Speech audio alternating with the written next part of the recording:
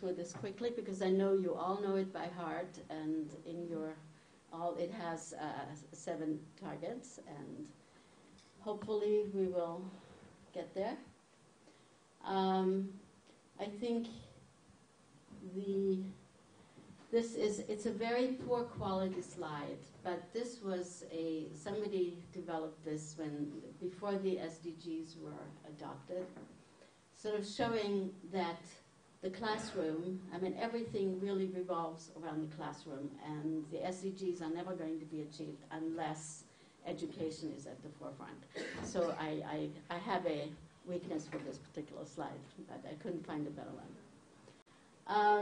For those of you here, it's very important that we have trained teachers and that funds are being expended to have training. And it is very important that we have partnerships. And here are some resources for those of you, and I'm sorry IORN is not on that, and I will immediately add that, because there is the world's largest lesson, which some of you know that is supported by UNICEF and has all kinds of, there is a group of teachers that have sort of come together. It's called Teach SDGs. They are very, very busy on Twitter. They have a blog, and they are growing as we speak. And they have a very similar idea in terms of be a big resource for lesson plans from teachers from all over the world. So that is, and of course, everybody knows that quote, and we all have to remember how important it is. And we all are very hopeful for 2030, when a lot of the numbers that I skipped over before will look really good, because our partnerships are there. Thank you.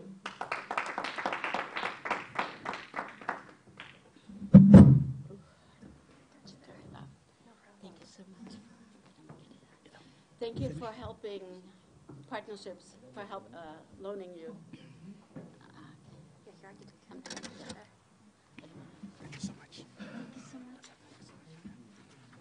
So we're quick at the end of the day, try to zip, I zoom. know. But I'm happy to answer questions or comments. Yes. I forgot to say there's some materials of the SDGs, or so if somebody wants them. Okay. Yeah, I'd like to... Yes, please. Dr. Shu left, and she wants me to complete the program for her. So if you have any questions or comments, please. I just wanted to take a moment to congratulate both for the amazing work that you are doing. And I know that for the Committee on Teaching about the UN a number of years ago, we, the UNESCO Center for Peace, actually brought a delegation over there. And there's actually an opportunity, and I think in the next couple of years, actually, we try to bring some students from other part of the world to work with you, because you need to send them individually, but we are going to bring either the U.S. Federation or so that next year we have a delegation here, because I've been there myself, went there the first year, and I've been sending people, but we are trying to organize them and bring them together. As for you, we also have, for the last 12 years, UNESCO Center for Peace in this has been having this summer program, where we bring high school students from around the world there for the last 2 weeks of July. It's one of the best programs we have. Actually, can they come early this and year come to the conference? this year will be 15 through 28, and you are before that. So, and while you are there, the facilitator, which are the program, they will be coming a little bit before, so there's a possibility. Even before that, we need to work together, because we also have a worldwide competition that we send to high school students from around the world each year. So again, we're going to get out of here with some more partnership. Okay? Connections. Thank you. All about Congratulations. connections. Okay. Thank you, President. Please, if you have any question, we will take one more presentation. It's going to be very brief, but comprehensive. So if you have any more questions for the immediate last speakers, please. Okay, I will assume you do not, but if at any time, as we go on, you have anything or something develops that you would like to know or know from them, please do not hesitate. Okay, now for the final presentation today, I want to call on Mr. Bradley Chigozie Agogo Esi to come up and take the stand.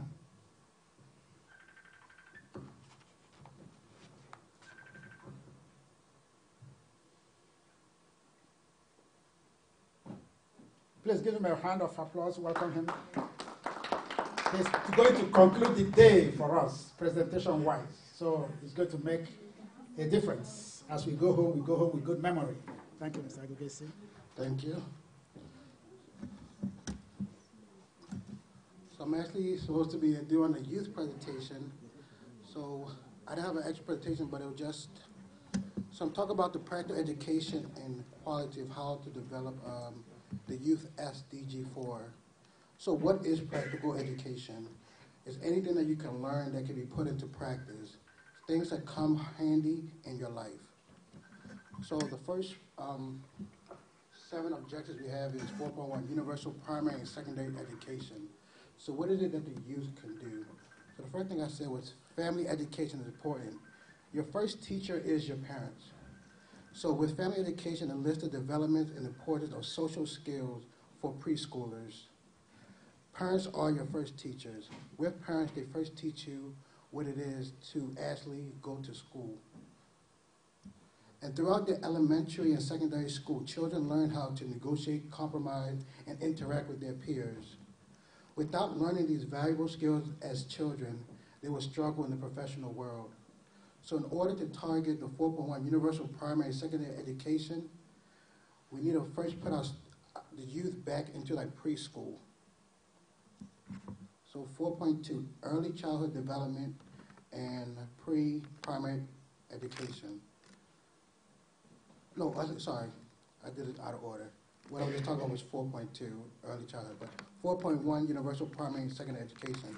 So the first thing that I was saying as a youth is we should have direct contact with government and educational system to show why universal education is important for all youth. Because education is power at the end of the day. Without a good education, you really can't make it in life. 4.3, early access to technical, vocational, higher education. So, as we know, most children who do not go to school, one of the main reasons is lack of funds and money. So in order to target this, I feel that we as youth should give out scholarships and grants for students who really want to learn. Because if you have a willpower to learn, there should be funds accessible for those youth. So we should provide these funds so that they have the opportunity to afford a higher education. 4.4, relevant skills and decent work. So I actually had the opportunity of going to school here in the U.S. And one of the things that I learned in my high school was they have a thing called it's like a bridge program where you go to school and you also go to work.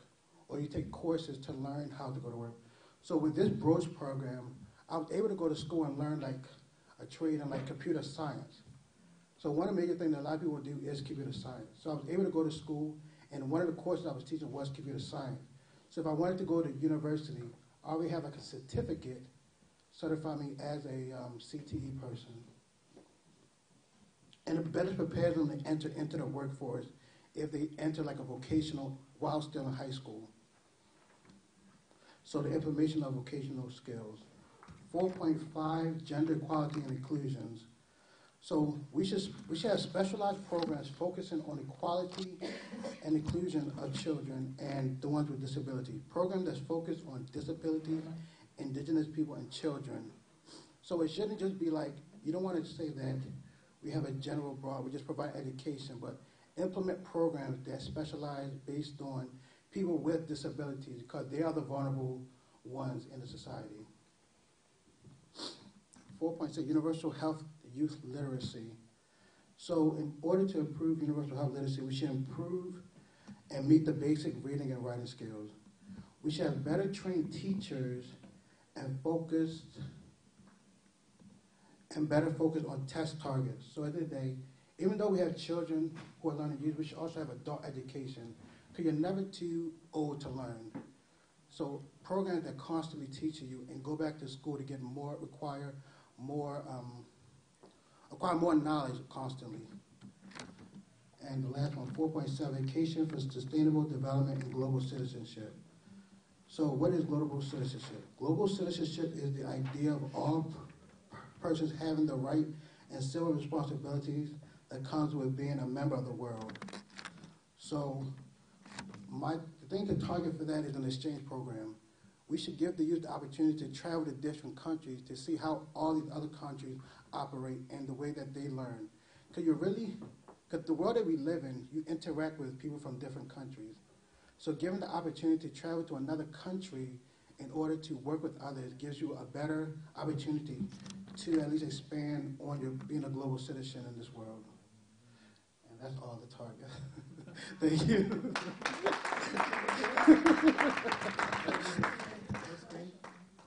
No, just written presentation, yeah.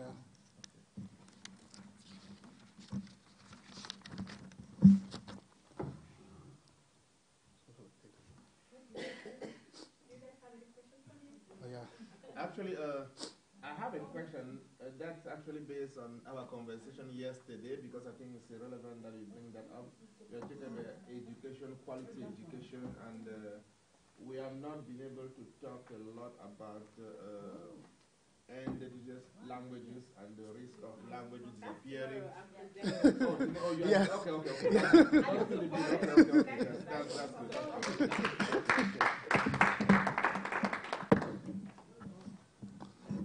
Oh, yes.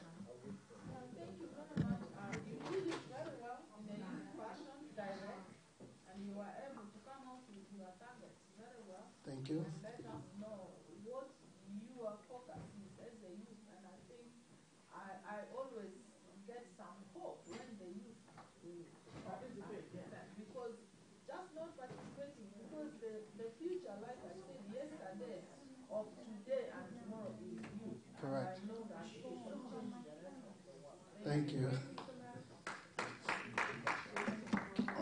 Okay.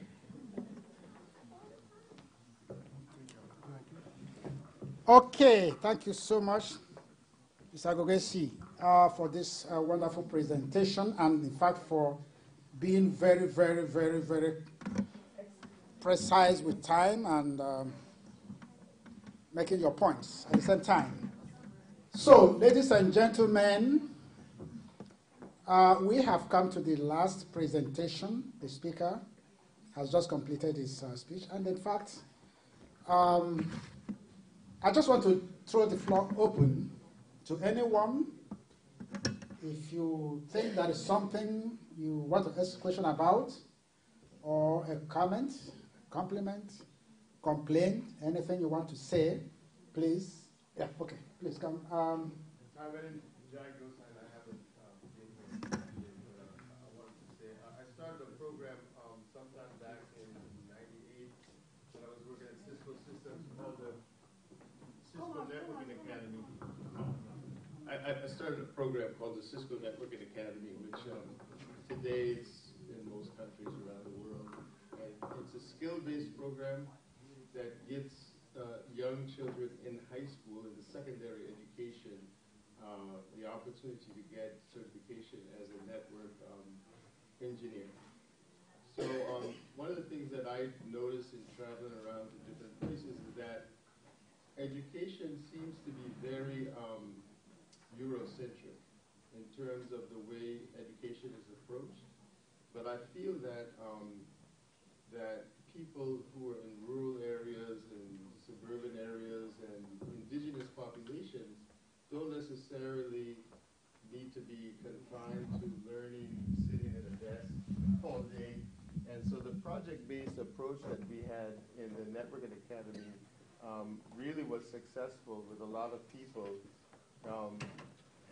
globally. And I would just say that, learning isn't just reading and writing from books. Learning is happening every day.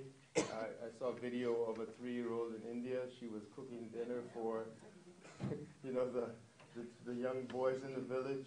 That is learning. So there's a lot to be said for experience-based learning, and we shouldn't discount the countries that you come from and the type of learning that's already taken place, and trying to impose some other type of learning modality in a school when maybe that doesn't necessarily meet your needs the best. So that's all I had to say. Could you mention your name? Yeah, my name is Jai Gosai. I'm an Indo-Afro-American. No.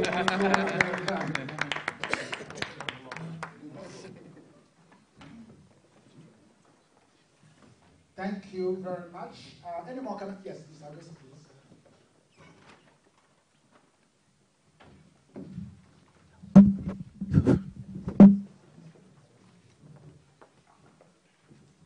Okay, so my question is, so as I was reading the programs for the SDG-4, and I see how the funding of like, we have like 1.3 billion was raised every year.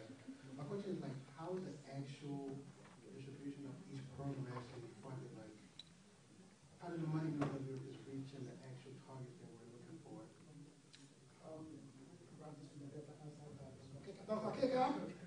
Yeah? Please, your attention is needed here.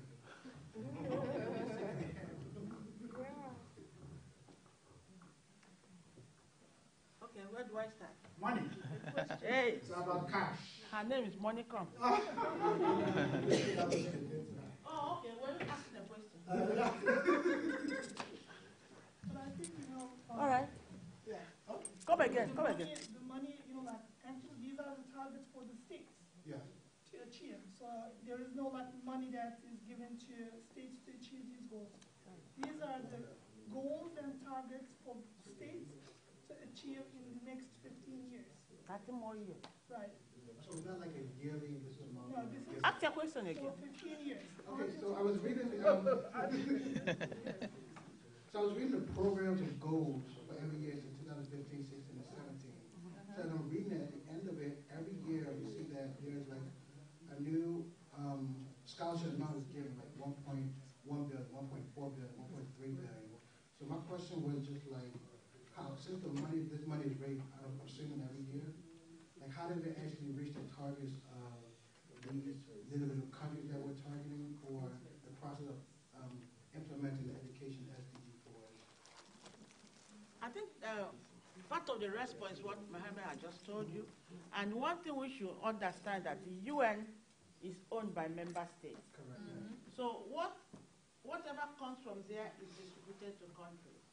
All right? But the country have their own mandate to source for their funding in whatever they are doing.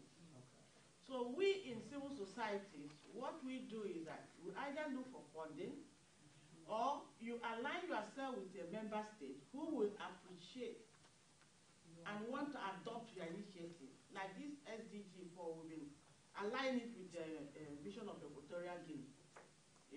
So when they adopt your initiative, so they now have the responsibility to present it for the secretary there to transmit it to the languages, and then be able to present it to the General Assembly. So until it is gotten to that level and approved to become a United Nations project, that is when the project or the initiative will begin to enjoy part of this number you are calling. Okay? Yeah. So, but as it is now, we are sort of running the race. We just started the race. The first and foremost that one, it is in line with the UN agenda. Secondly, we are trying to, we are sort of caught in courtship with a country that is interested in the project. So all we now need to do now is to keep on, when courtship starts, either it ends in marriage or it gets in quarrel, right? I like that. So now, we don't want it to end in quarrel. We are marching, trying to do our best. If it likes to switch on the light, we switch on the light. If it is put on the light, we put on the light. But all in all, we are in serious courtship, and we want the courtship to end in marriage. All right? So when it's clap for me now. So when it ends in marriage, it is there we now have authority. Okay? I said, listen. In fact, one of the instruments that they were able to allow us to present one of their awards to the president. Okay, so we are trying to, maybe the next one will wear that gown so that things will work fine. So by the time we get to that level, and then we're able to now do a program that will invite a committee. The UN has this committee, the third committee, the member state, and then they come out with a result, and an outcome from that. With that, it's now presented to any of the committees, like the third committee, to take the process before it gets to the Secretary General. And it finally gets to Secretary General, says that we are going to transmit it to the 6 UN languages. Then you have landed. You can boldly call Gordon Brown to come and take charge, you know. You can boldly call the President Mohammed Buhari or Donald Trump to come and look at, you know, that kind of thing. At that level, you can now begin to polish your face very well, you know. But as it is now, we are still trying to paint our face to be recognized for courtship. Thank you.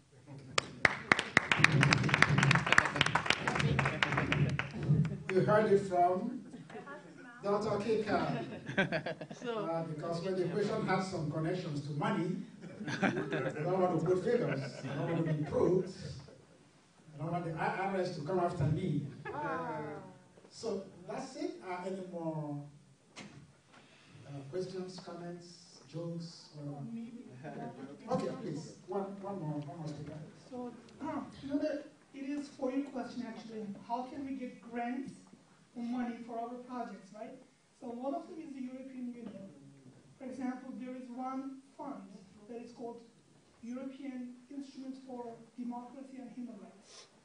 So let's say you want to do some work in Africa, in one country about journalism, or you want to do something about human rights, or elections, that type of thing. So you have to look into it. There are different grant proposals. So you have to prepare for those grant proposals to be considered. Okay, so that's what you can do. What was the name of it again? European Union grants, if you could just do that. European Union grants. With this,